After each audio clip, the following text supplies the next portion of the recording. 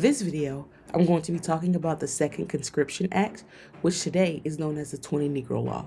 Before we get into what it is, I'm going to provide a bit of context and tell you the events that led to it. Starting off, we're in the 1860s, 1862 to be exact. For those of you who don't know or can't remember, the U.S. is in a civil war over slavery. Some people would say that's debatable, but do your research on the women who worked to change the narrative for the South's reasoning behind entering the Civil War.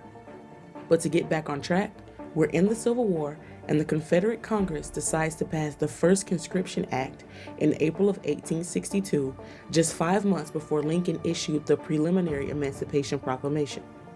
It was passed to increase manpower in Confederate armies, which were rapidly losing soldiers as their 12-month enlistment periods expired, and the amount of volunteers were fewer than they thought it would be. This act also made males from the ages of 18 to 35 eligible for military service and extended the 12-month enlistment service.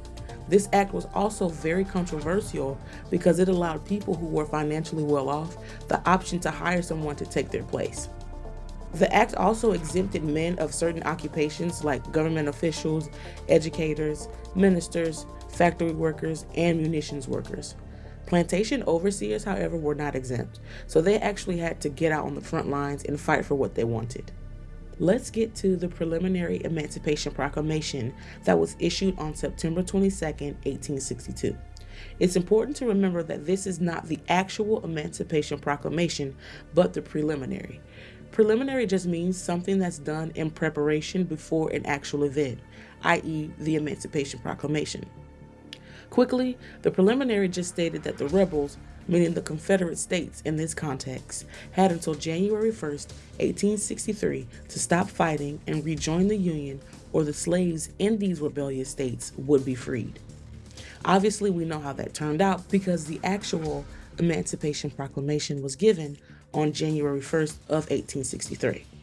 Now, both the North and the South both complained that President Lincoln was trying to incite slave rebellions.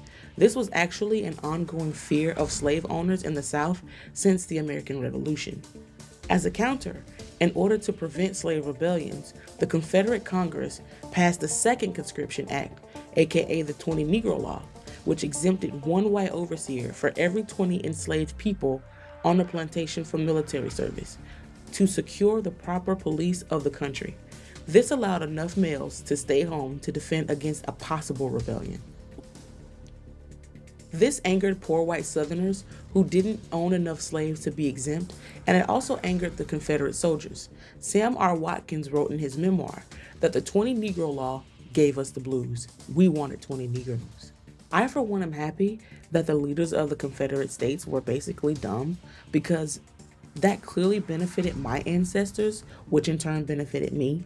But looking at it objectively, this was one of the things that led to the downfall of the Confederate Army. You already severely limited the amount of volunteers with the First Conscription Act, and now you're limiting that number even more. So, what they effectively did was lower an already extremely low morale for the people fighting who didn't want to fight in the first place. They also kept that law in place until the end of the Confederate government. Let me know what you guys think of this act. Was it a major event that led to the downfall of the Confederacy? Please like, comment, subscribe, and turn on the post notifications. See you next video.